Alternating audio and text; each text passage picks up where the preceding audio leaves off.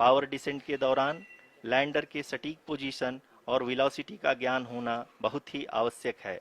LIRAP यानी laser inertial referencing and accelerometer package इस कार्य को पावर डिसेंट के दौरान बखूबी निभाएगा। ट्रैजेक्टरी जनरेशन जो कि चंद्रयान 3 मिशन के लिए बहुत ही अहम है, क्योंकि हर ऑर्बिट मैन्यूवर के बाद यह सुनिश्चित किया जाता है कि लैंडर की मिशन ऑब्जेक्टिव को ना बदले। इस क्रम में मैं यह भी आपको बता दूं कि ऑर्बिट डिटर्मिनेशन जो कि उपग्रह के पोजीशन और वेलोसिटी को बहुत ही एक्यूरेटली बताता है, एक बहुत ही कठिन और जटिल कंप्यूटेशन और एस्टिमेशन होता है।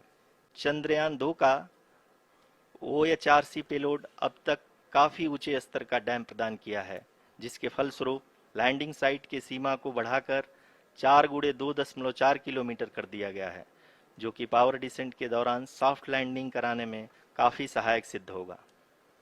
वो लैंडर मॉड्यूल अब तक 21 बार पृथ्वी के और लगभग 120 बार चंद्रमा का चक्कर लगा चुका है और इस पूरी यात्रा में लगभग 55 लाख किलोमीटर की यात्रा भी पूरी कर चुका है।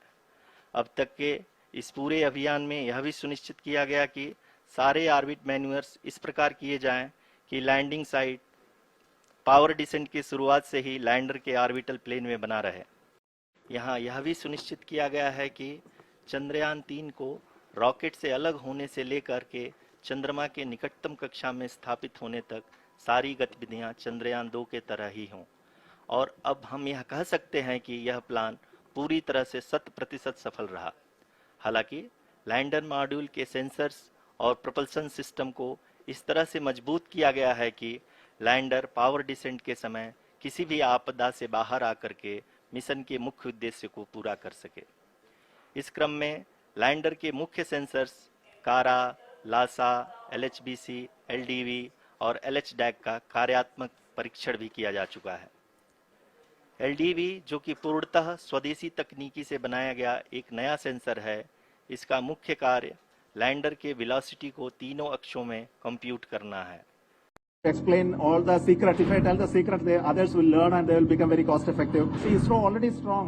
She is asking about the cost effectiveness of this mission, and I think I don't want to explain all the secrets, because if I tell the secret, the others will learn and they will become very cost effective. See, we must also thank. I think there is a question on who all helped us to achieve this mission, and we must thank all those nations which came forth to help us in Chandrayaan 3 mission. We had support from USA, the NASA, the support from ESA. As well as our colleagues in other scientific organizations in this country. Especially the support came in form of ground stations, the tracking support. You know, from India alone, you cannot see the Chandrayaan 3 all the time. We need other ground stations. One in Australia helped us in Canberra, one in New Inertia helped us, one in UK helped us, and another in NASA's control. And all these ground stations were beaming the data to us, and we were able to get lot of information, real-time information, and command uplink. Everything happened because of this.